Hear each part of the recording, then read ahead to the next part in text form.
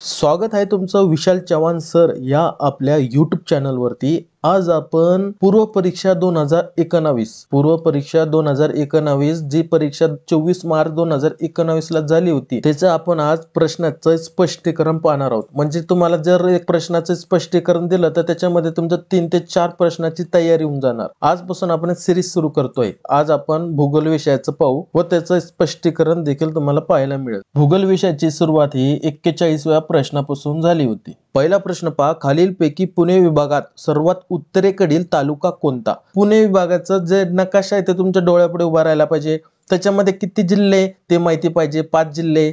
त्याच्यामध्ये तुम्हाला 5 जिल्हे सगळे पटापट सांगितले पाहिजे। पुणे, सातारा, सांगली, सोलापूर, कोल्हापूर हे पटकन सांगितलं पाहिजे। हे पाहण्यासाठी काय करायचं, तुम्हाला आपल्या चॅनलवरती भूगोलाची ट्रिक्स टाकलेली आपल्या चॅनलवरती पहिलेच व्हिडिओ दिसन तुम्हाला चॅनलवरती गेल्यानंतर त्या ठिकाणी पाठ न करता सगळं तुमच्या डोक्यामध्ये फिट होणार। पर्याय क्रमांक काय येणार याचं पहिलं जुन्नर हे कुठं आहे? पुणे जिल्ह्यातील कुठं सर्वात उत्तरेकडील तालुका। आणि जर असं विचारलं सर्वात दक्षिणेकडील तालुका कोणता, तर तो असणार आहे चंदगड। ठीक आहे, चंदगड हा कुठे आहे? सर्वात दक्षिणेकडील तालुका, पण हा कुठला? कोल्हापूर मधला। म्हणजे कन्फ्यूज व्हायचं नाही। जुन्नर म्हटलं तर कुठं?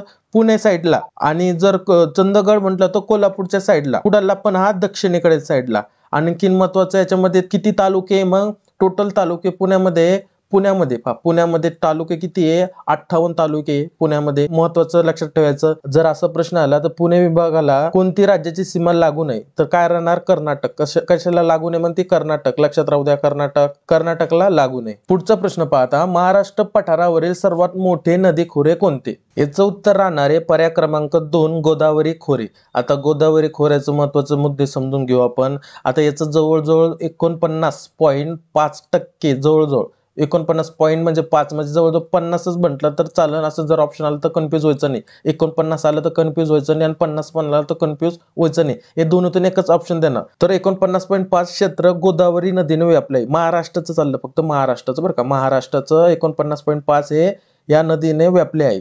आणि जर भारताचा विचार केला आपण, भारताचा असा जर प्रश्न आला, भारताचा किती टक्के? 10% क्षेत्र कशानं? गोदावरी नदीनं व्यापले आहे। जर क्रमवारीमध्ये जर तुम्हाला सांगायचं ठरलं तर 49.5 कशाचं? गोदावरीचं झालं। आणि तापी पूर्णा खोरे याचं जर सांगायचं ठरलं तर तापी पूर्णाचं किती? 16.7% महाराष्ट्राचं चाललं फक्त। आणि जर भीमा आणि कृष्णाचं सांगायचं ठरलं, भीमा आणि कृष्णाचं सांगायचं ठरलं तर ह्या दोघांनी जवळजवळ 22.6% व्यापलेले आहे। 22.6%। म्हणजे तुम्हाला तापी पूर्णाचं खोरे पण माहित झालं 16.7, 49.5, आणि भीमा आणि कृष्णाचं काय सांगितलं? 22.6%। हे काय सांगितलं तुम्हाला? महाराष्ट्रातील प्रमुख नद्यांनी व्यापलेले खोरे। पुढचा प्रश्न पाहू आता आपण। पुढचा प्रश्न पहा, महाराष्ट्र पठाराची पूर्व पश्चिम लांबी किती आहे? पूर्व पश्चिम एकदम बेसिक प्रश्न आहे हा। आपण जेव्हा भूगोल विषय सुरू करतो तेव्हाच हा प्रश्न चालू होतो। याचं योग्य उत्तर राहणार आहे 750 किलोमीटर।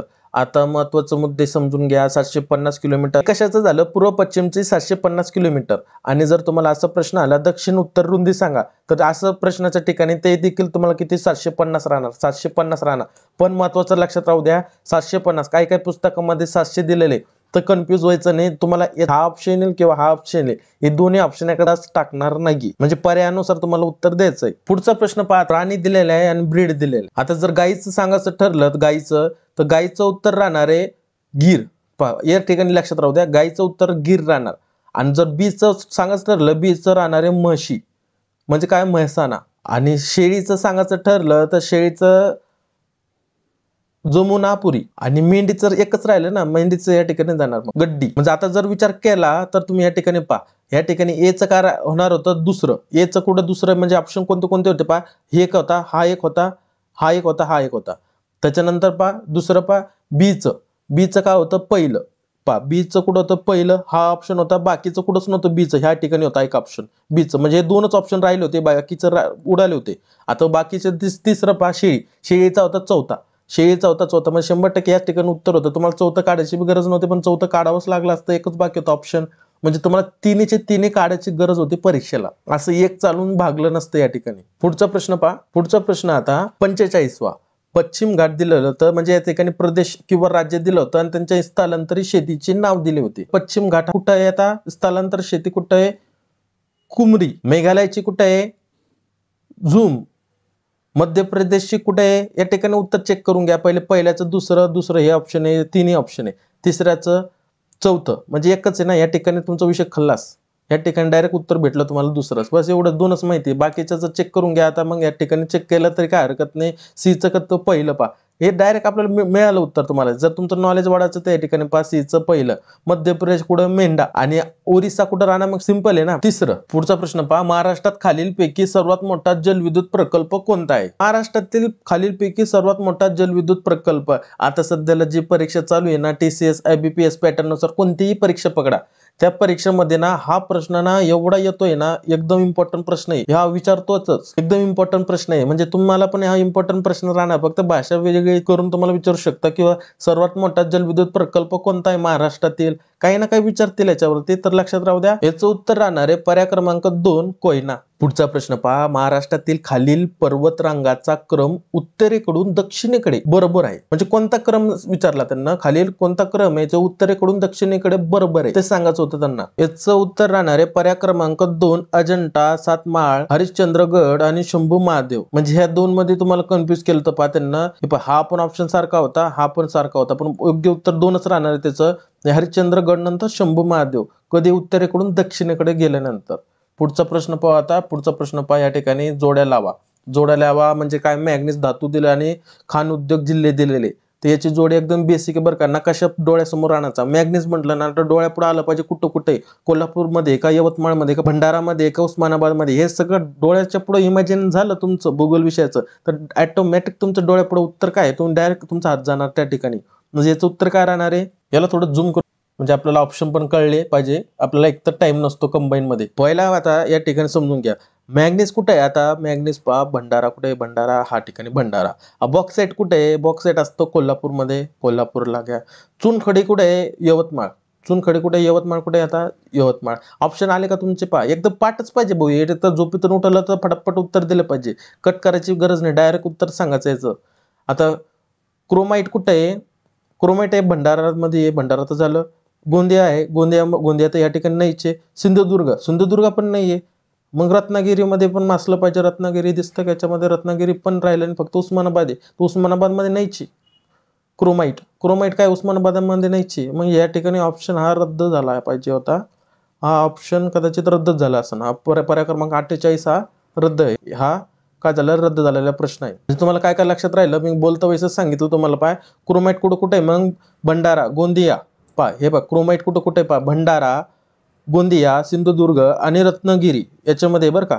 उस्मानाबादमध्ये नाही येत तो. म्हणजे हा प्रश्न 100% रद्द झाला. पुढचा प्रश्न पाहू. पुढचा प्रश्न पहा 49वा, महाराष्ट्रातील खालीलपैकी कोणता प्रादेशिक विभाग पर्जन्यछायेच्या प्रदेशात येतो. म्हणजे पहा, पर्जन्यछायेच्या प्रदेशात कोणता विभाग येतो ते सांगायचंय त्यांना. पर्याय क्रमांक 3 पश्चिम महाराष्ट्र. एकदम इमॅजिनेशन पण केलं ना तर मला लगेच उत्तर आलं पाहिजे, तर पश्चिम महाराष्ट्र. आता पश्चिम महाराष्ट्र म्हणलं तर माहिती आहे ना तुम्हाला, डोळ्यापुढे आलं पाहिजे होतं. अहमदनगर, पुणे, सोलापूर, सातारा, सांगली या जिल्ह्याचा समावेश होतो. कशामध्ये होतो, पश्चिम महाराष्ट्राच्या भागामध्ये. पुढचा प्रश्न पहा आता, जोड्या लावा. आली जोड्या लावा. जोड्या लावा पहा किती विचारला होता, 2019ला विचारलेलं भाऊ. आता काय ठिकाणी जलविद्युत केंद्र आणि जिल्हा दिलेला आहे. म्हणजे या ठिकाणी भिरा, तर जिल्हा सांगायचा कोणत्या जिल्ह्यात आहे, बस एवढंच होतं भाऊ, काही अवघड नव्हतं. म्हणजे पहा, भिरा कुठे आहे, रायगडमध्ये. ऑप्शन आहे का या ठिकाणी 2 पहा, म्हणजे 1-2 राहिले. हात उडा, हे उडाला आणि हा उडाला, राहिले फक्त 2च राहिले. आता पुढे पहा, वीर कुठे आहे, वीर आहे पुण्यामध्ये. म्हणजे काय, आयवी. हे पर्याय क्रमांक 2. सगळं संपलं, विषय संपला. इथे संपतोय तुमचा विषय, तसा वाचला तुमचा टाइम. म्हणजे जोड्या लावायला आलं ना भाऊ, तर तुमचा काही सेकंदात खेळ खाल्लाच होतो. पण काय करायचंय तुम्हाला, एकदम साधं सिंपल, एकदम तुमचं बेस पक्का असलं तर तुम्ही जोड्या लावायचं, 1-2 सेकंदात उत्तर काढून टाकणार. बाकीचं राहिलं काय, म्हणजे तुम्हाला काय, भंडारदरा हे कुठे आहे, अहमदनगरमध्ये. उजनी कुठे आहे, उजनी आहे सोलापूरमध्ये. राहिले एकच होतं ना. बाकीचं बेसिक सांगायचं ठरलं तुम्हाला, महाराष्ट्राचे काही महत्वाचे जलविद्युत केंद्र, तर पहा, भातसा कुठे आहे, पहा भातसा ठाण्यामध्ये. भातसा कुठे आहे, ठाण्यामध्ये. त्याच्यानंतर भाटघर कुठे आहे, पुण्यामध्ये. भाटघर पण पुण्यामध्ये. त्याच्यानंतर महत्वाचे जायकवाडी कुठे आहे, संभाजीनगरमध्ये. आणि त्याच्यानंतर राधानगरी कुठे आहे, कोल्हापूरमध्ये. भंडारदरा कुठे आहे, अहमदनगरमध्ये. धोम कुठे आहे, सातारामध्ये. असं पटापट सांगितलं पाहिजे भाऊ. एकदम असं अभ्यास करायचा ना, तिथं गेल्यानंतर 2-2 सेकंदात उत्तर फेकायचे. पुढचा प्रश्न पाहू आता आपण. पुढचा प्रश्न एकदम चिल्लर प्रश्न. 2011च्या जनगणनेनुसार, हा प्रश्न आला पाहिजे, झूम करून घेऊ, त्याला एकदम व्यवस्थित दाखवतो तुम्हाला. पहा, 2011च्या जनगणनेनुसार महाराष्ट्राची एकूण लोकसंख्या किती होती. एकदम चिल्लर प्रश्न. म्हणजे प्रश्न कळतोय का तुम्हाला? 2011च्या जनगणनेनुसार महाराष्ट्राची एकूण लोकसंख्या किती होती ते सांगायचं होतं त्यांना. पर्याय क्रमांक डोळ्यात लगेच पुढंच ठेवायचं. पर्याय क्रमांक 1, 11,23,74,333 एवढी होती. मग सर्वाधिक लोकसंख्येचा जिल्हा सांगा विचारलं तर नंतर काय सांगायचं? ठाणे. सर्वाधिक लोकसंख्या कुठे आहे? मग ठाण्यामध्ये. त्याच्यावरती कधी कधी प्रश्न असा पण येतो बरं का भाऊ, थोडं लक्षात राहू द्या. तुम्ही जाशन करून 2011च्या जनगणनेनुसार कधी कधी टाकलं 2001चा, तर काय सांगणार त्याचं? 9,68,78,627 म्हणजे किती? 9.68 कोटी. एवढं लक्षात राहू द्या, 68 कोटी. पुढचा प्रश्न पाहू. पुढचा प्रश्न पहा. आता हा एकदम चिल्लर प्रश्न आलता, एकदम चिल्लर प्रश्न होता. काय दिलेलं तर वरील नकाशातून महाराष्ट्रातील एकूण प्रशासकीय विभाग दर्शविला आहे. खालीलपैकी कोणता प्रशासकीय विभाग आणि वर्तुळाने हिरो म्हणजे हा चिन्ह विलेले जिल्हा मुख्यालय बरोबर आहे. याचा पर्याय क्रमांक सिंपल आहे ना, औरंगाबाद विभाग. म्हणजे आता काय? संभाजीनगर. पुढचा प्रश्न पाहता, जोड्या लावा. जोड्या लावाची या ठिकाणी आले. जोड्या लावा, जोड्या लावा, जोड्या लावा किती आल्या त्या? चला येऊ द्या, किती येऊ द्या मास्तर, आम्ही देऊ शकतो उत्तर. बरं काय? कितवा प्रश्न पाहून घ्या. 53वा प्रश्न होता. आता याचं महत्वाचं समजून घ्या. उभा दांडा हे कुठं आहे? उभा दांडा आहे सिंधुदुर्गामध्ये. कुठे भाऊ? या ठिकाणी पहा, सिंधुदुर्ग. त्याच्यानंतर नंदगाव. नंदगाव कुठे आहे? नंदगाव हे पहा मुरुड तालुक्यामध्ये. रायगड कुठे आहे? मुरुड गाव रायगडमध्ये. त्याच्यानंतर मारवे बीच. मारवे बीच हे आहे मुंबईमध्ये. मुंबई आहे का? आहे मुंबई. चला घ्या मुंबईकडं. आलं का उत्तर? पाहून घ्या. त्याच्यानंतर सातपाटी. सातपाटी हे तर पालघरमध्ये. पालघर आहे का याच्यामध्ये? पालघरच नाही याच्यामध्ये पालघर दिलेलं नाही यांनी. हा प्रश्न रद्द झाला असेल. हा प्रश्न रद्द. सातपाटी कुठे आहे? पालघरमध्ये भाऊ. पालघरमध्ये. याच्यामध्ये पालघर दिलेले का? पालघर दिलेलंच नाही यांनी, ठाणे दिलेले. पालघर पाहिजे होते या ठिकाणी. सातपाटीला फिशिंग व्हॅलीज म्हणतात भाऊ, लक्षात राहू दे. याच्यावरती प्रश्न येऊ शकतो. म्हणजे हा प्रश्न रद्द बरं का, रद्द. याच्यामध्ये नाहीचे ऑप्शन. सातपाटीचं कुठे? पालघरमध्ये, लक्षात राहू द्या, महत्वाचं. पुढचा प्रश्न पाहू. खालीलपैकी महाराष्ट्राचा कोणता अश्ववृत्त स्टार बरोबर आहे? एकदम बेसिक प्रश्न आहे हा. याचं उत्तर तुम्हाला लगेच दिलं पाहिजे तुम्ही. काय येणार? पर्याय क्रमांक शब्बाश. पर्याय क्रमांक 1 हे एकदम बेसिक आहे. हे काय तुमचं महाराष्ट्राचं भूगोल तुम्ही सुरू नाही केलं तर इथून सुरुवात आहे आपली. एकदम बेसिक आहे. याचं काही सांगायचं कामच नाही. तुम्हाला येत असेल. फक्त याचं एक महत्वाचं सांगतो मी तुम्हाला. जर महाराष्ट्राचा आकार विचारला, त्रिकोणाकृती आहे, ठीक आहे, पण पाया कसा उलटा आहे एवढं महत्वाचं राहू द्या. याच्यावरती येऊ शकतं. आता हे सगळे बेसिक प्रश्न झाले आपले. आता चला पुढचा प्रश्न पहा. 55 महाराष्ट्रातील खालीलपैकी कोणती नदी खसदरीतून वाहते? खसदरीतून वाहते. खसदरीतून वाहते. सांगा कोणती नदी? एवढा चिल्लर प्रश्न विचारला होता ना, तर खसदरीतून पहा 2च नद्या वाहतात भाऊ. तर कोणत्या नदी वाहते? तापी नदी वाहते आणि कोणती? नर्मदा नदी वाहते. एवढं लक्षात ज्याला असतं त्यानं डायरेक्ट उत्तर दिलं असतं. याच्यामध्ये तापी आणि नर्मदा ज्या ठिकाणी दिसलं त्या ठिकाणी टिक करा. हे राहणार त्याचं उत्तर. आजपासून आपण हे प्रश्न संचाची सिरीज सुरू केलेली. विचारलेले प्रश्नपत्रिका आपण त्याचे स्पष्टीकरण देऊ. म्हणजे तुमचं काय होणार? एका प्रश्नामध्ये 3 ते 5 प्रश्नाचं रिव्हिजन होणार. व्हिडिओमधून तुम्हाला नक्कीच काहीतरी शिकायला भेटलं असेल तर नक्की लाईक करा, कमेंट्स करा, सबस्क्राईब करा. भेटू आपण अशाच पुढच्या प्रश्न संचामध्ये. जय हिंद, जय महाराष्ट्र.